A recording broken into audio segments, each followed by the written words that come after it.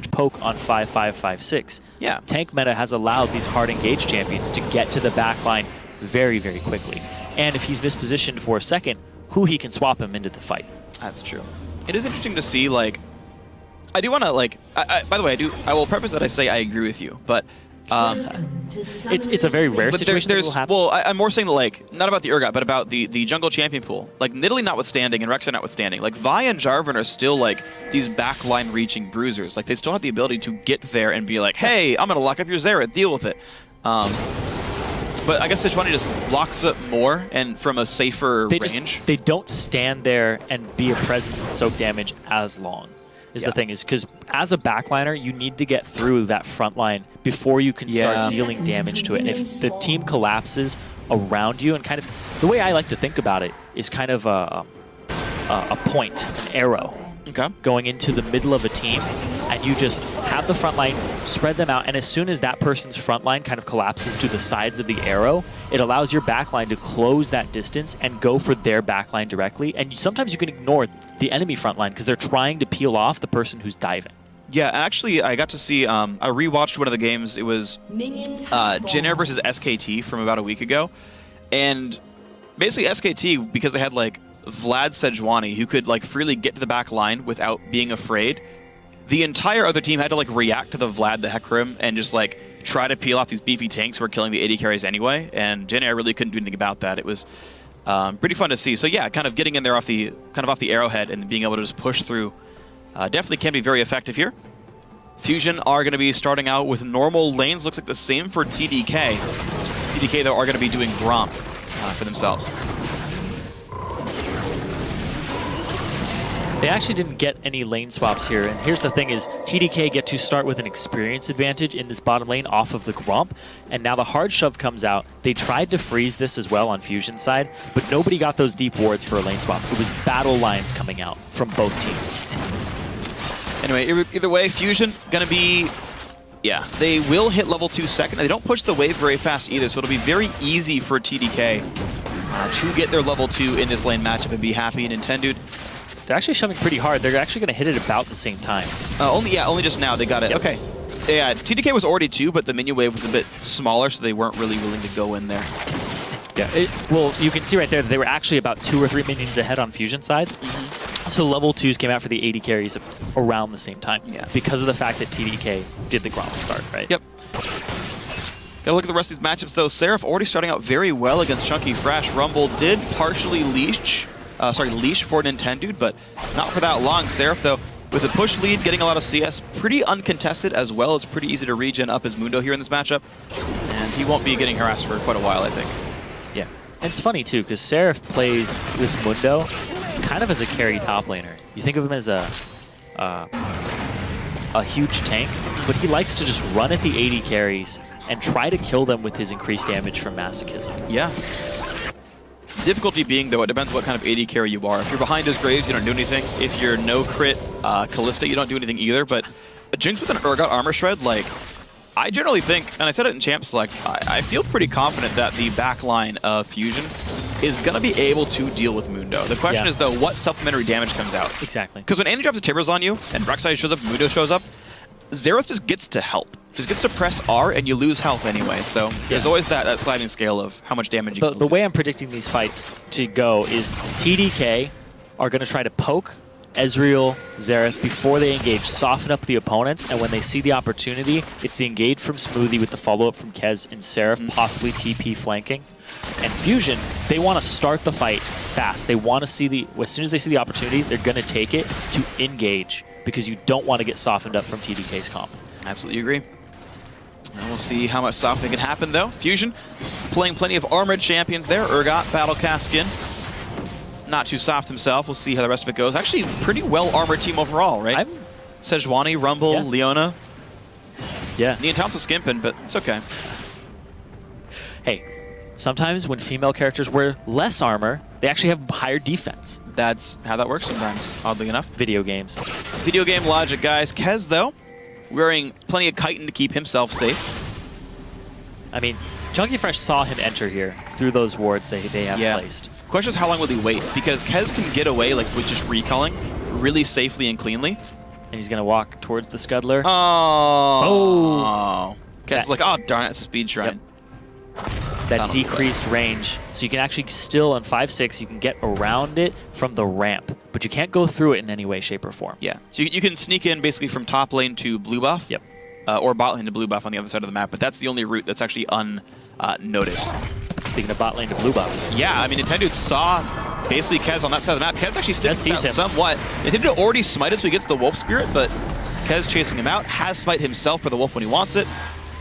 And they will not chase Nintendo in as the Fusion bot lane pushed enough that the dual lane couldn't help. I'm very surprised that Kyle has not taken a lot of damage in this matchup. He's sacrificing CS to Urgot and Huhi to make sure that he doesn't eat these Noxian corrosive charges and the Acid Hunter follow-ups. Yeah, very impressive stuff overall, I got to agree. Every time that cooldown seems to be up, you're seeing very smart play by Kyle to stay safe. And any harass that does come down, though, Huhi, with the Flask start, really not taking any damage here. At least any meaningful damage that sticks. So, happy thing for Fusion in the mid lane. Overall, the game sits at a very slight CS lead thanks to their mid and bottom lane here, actually. But this is what to expect with the CS differential at 10, right? Fusion usually, even when they go 2-on-2 and don't lane swap, they usually have a CS advantage over their opponents. The thing is, transitioning that has always been a difficulty for Fusion. They get it to the late game, their team fights are good, but they struggle with closing the game out sometimes. So in the playoffs, if you want to make it as far as possible, closing out games is what you have to do. You have to win at least 6 games. That's true. You got to do a good job for this one. We'll see what these teams can do. Now, Fusion, they got to 4. 4 games. Yeah, 4 games. I was like, it's not best of 5s, it's best of 3s. Yeah, either way, you got to win enough games to go in. And if you can only win a couple, then you go to the promotion tournament, and you got to win a BO5 there. So you got to watch the scaling, too, of the enemy team, especially when you're put on a timer. So Fusion like late game comps. Because it allows them to, if they struggle at closing out the game, they at least are still scaling. Yeah, they'll always be able to win a team fight later on in the game, and that's a nice thing to fall back on, is that you just don't feel pressured to make plays. And of course, sometimes you can feel pressure from your opponents, but so far, Kez in the fighter jungler, Nintendo on the tank, Nintendo hasn't felt pressured all game. It's been a really safe road for Sejuani. He's level 5, not far from getting the ulti. Yeah, as soon as you get that Bomby Cinder, the Bammy Cinder pronunciation, still in the works, either or. The thing is once you get that item on Sejuani, she actually becomes a bit of a duelist in the jungle. You can't really bully her out as easily as you used to in the past. Her weakness is kind of covered by that. Yeah. And she gets good damage output, significant damage output when you are in base contact with her. Yeah, and basically the first 2 clears getting a little bit easier helps that quite a bit as well. Even goes for Angel's Trailblazers to make that one even easier, and Nintendo's got to feel plenty happy. Finishes the Cinder Hulk 8 minutes in. Not a bad clip, I gotta say. He gets the blue buff without any problems at all. And Nintendo, he's 6. He's got a Cinder Hulk. He's got mana. I'm gonna see him gank.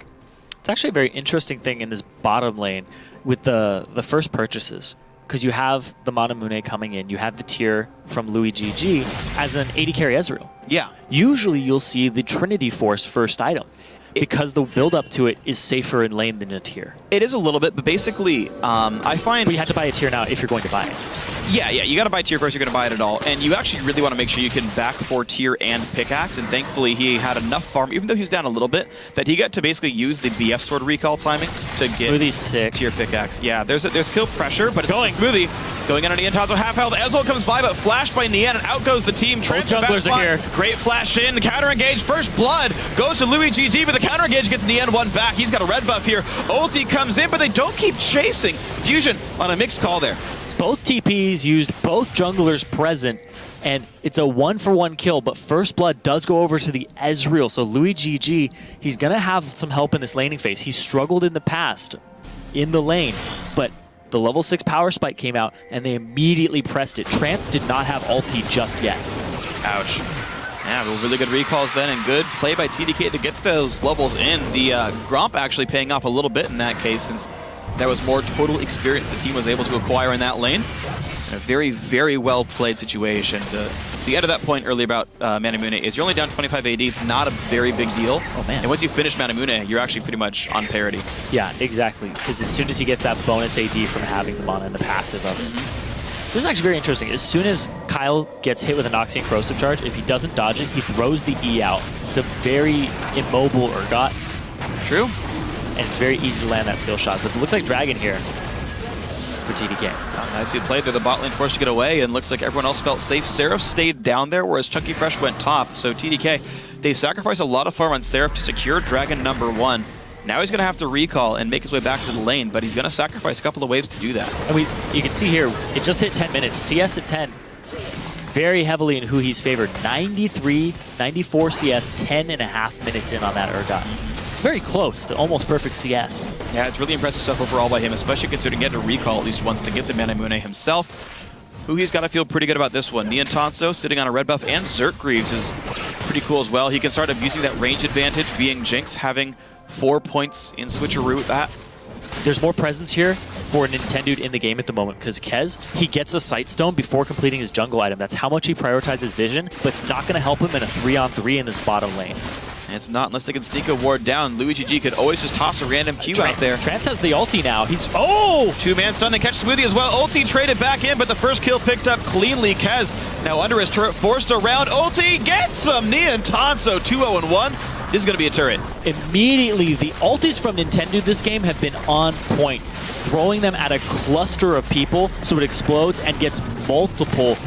That immediately swings the game in their favor by 2K, picking up the turret off the back of it. Absolutely massive performance there. Good stuff there. Nintendo, we talked about it last time he played Sejuani about 3 weeks ago. Yeah. And it said, like, every time his ult was up, he seemed to be in a lane ready to gank.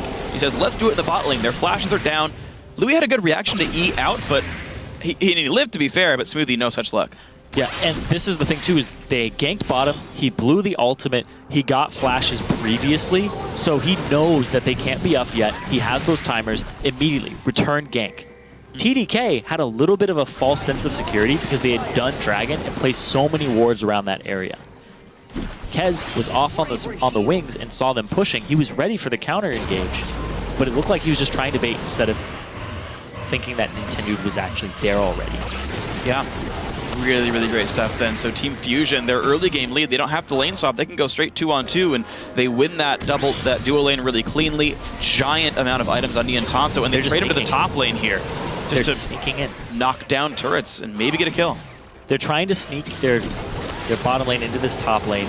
They'll give up some free farm to Louis GG, but as soon as they push this turret, they're all going to come out of the bush and start getting turret damage, just so it's a very, very quick push. And you're going to see it right here. They show themselves. Nintendo is here as well. It's a 4-on-3. They're going to try, but Kez is here. The ulti comes down. The Ignite is one. Do they have the burst required? The answer, not quite yes, but Kez unfortunately shows up and dies for the sin of doing so. 4 people still top lane. It's going to be a low health turret, but beware as TDK are still chasing in. Nintendo just got ulti back up. And they had to flash away from Kyle all the same, though. They get Kez. They traded Trance for it.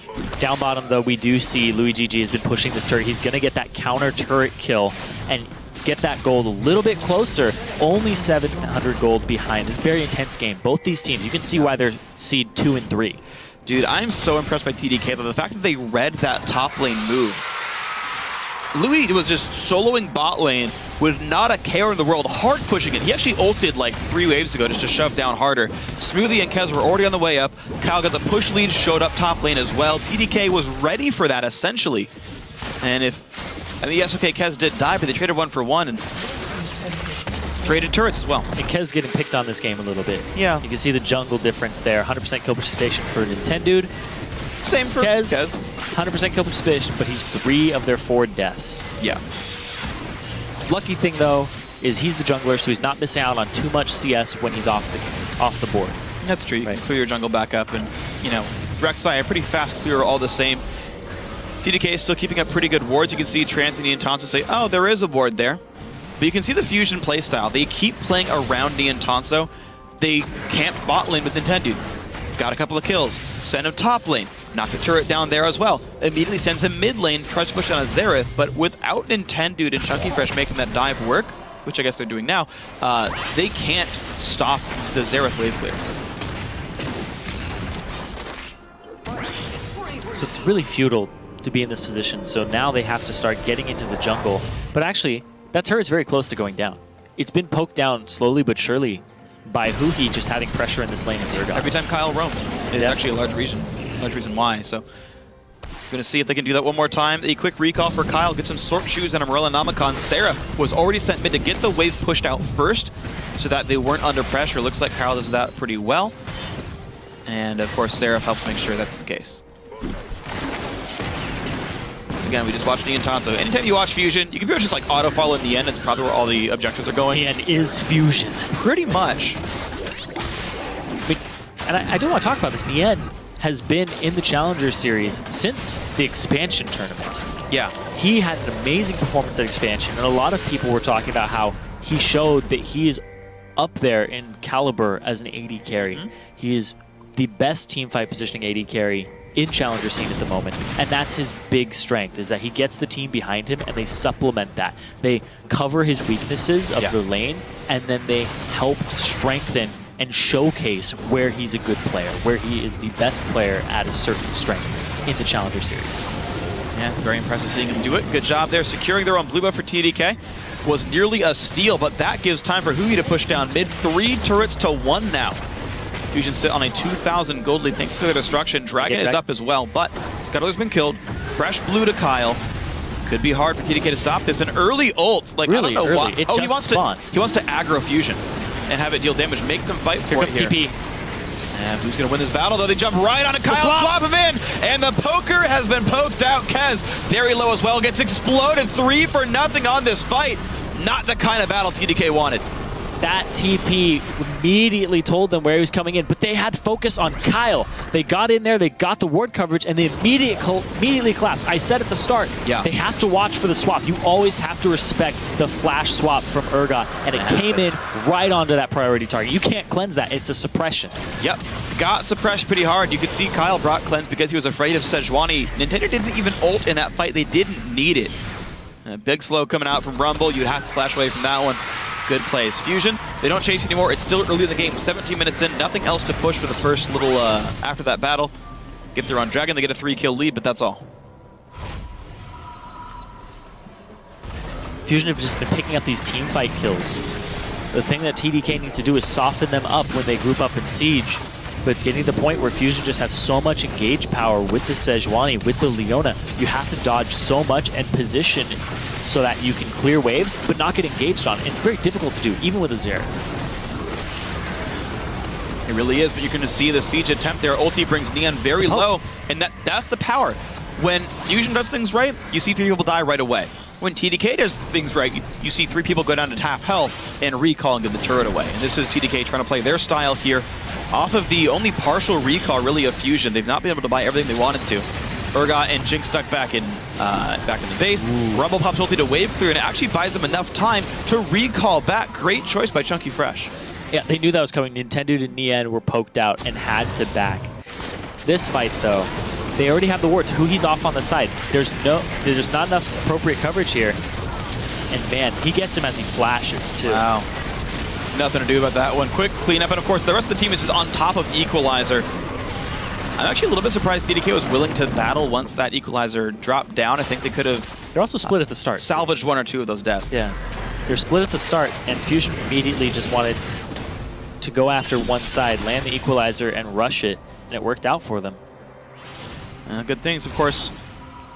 When you're the Rumble team, having them engage on you is a good thing to have. They oftentimes run through choke points. You try to post up in the big open areas right in front of them.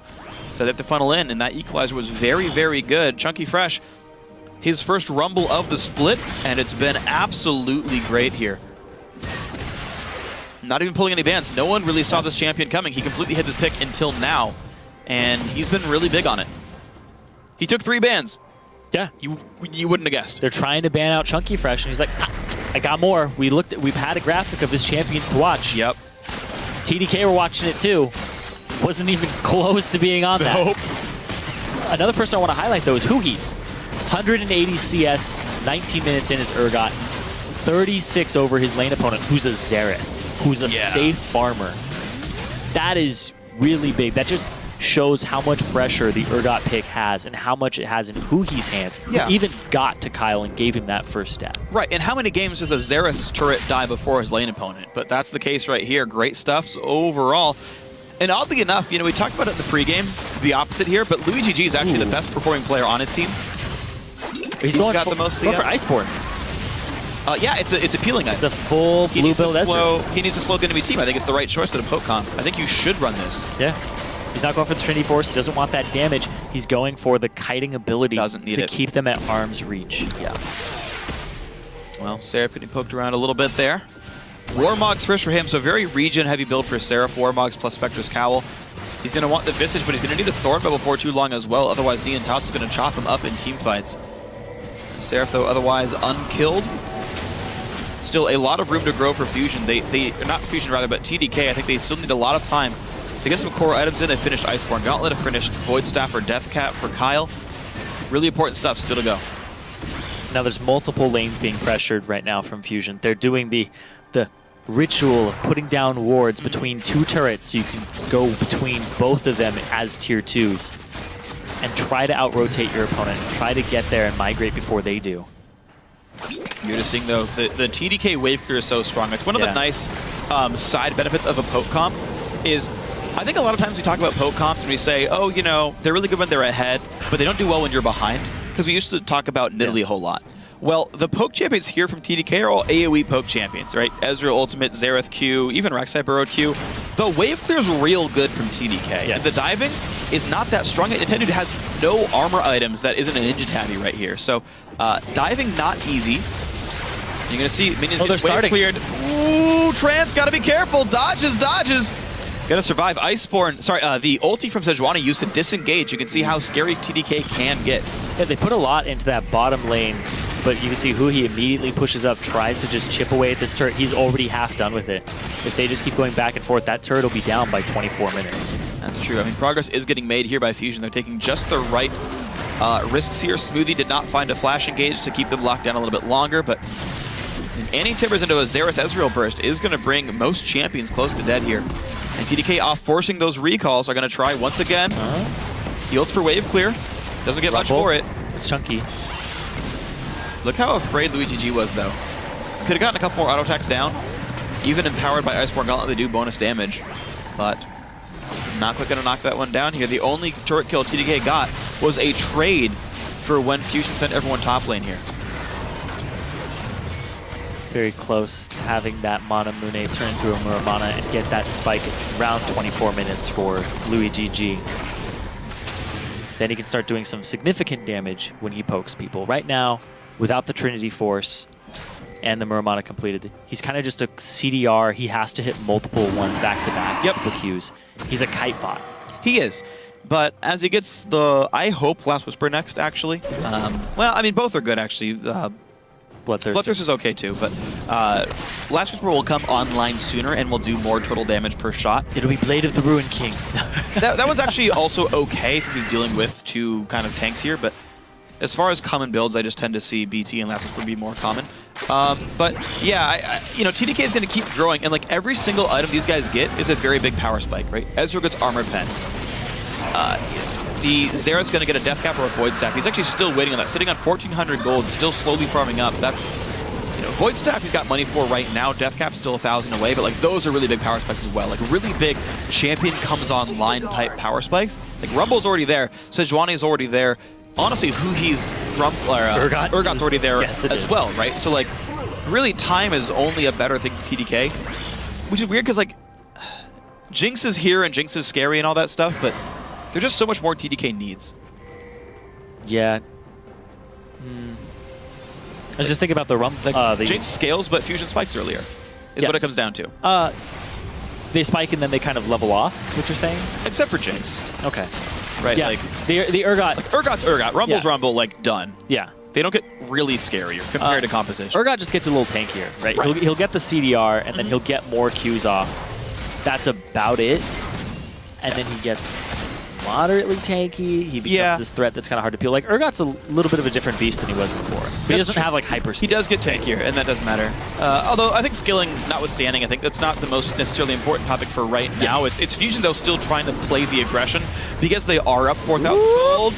Nope. That's the second try. I mean, you're seeing the CDR build working quite nicely, 25 CDR in items. You get a lot of ults for Luigi G, just not quite stealing here. Fusion are seen right here, but they're trying to choke out the jungle. They don't realize they're from seen. TDK. Trance is like, yo guys, I'm gonna trap you. He looked like he was alone.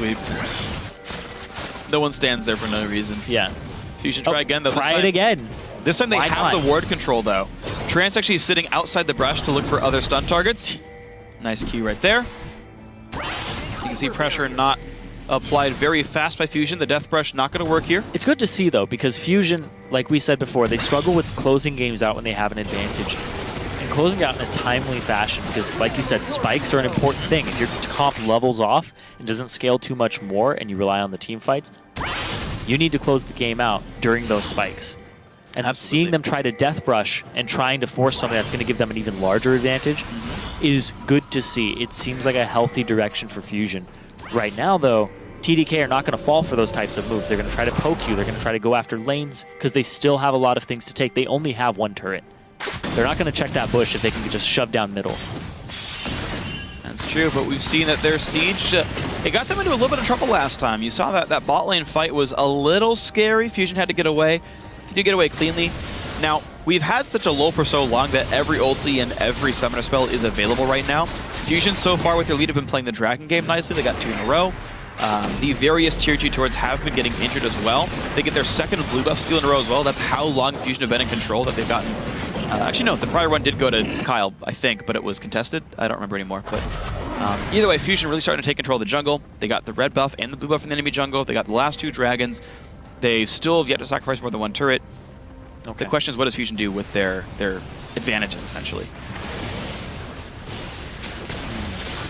Well, they don't have the wards up on TDK's side just yet. TDK's a little bit blind around the map inside their own jungle on both the north and the east side.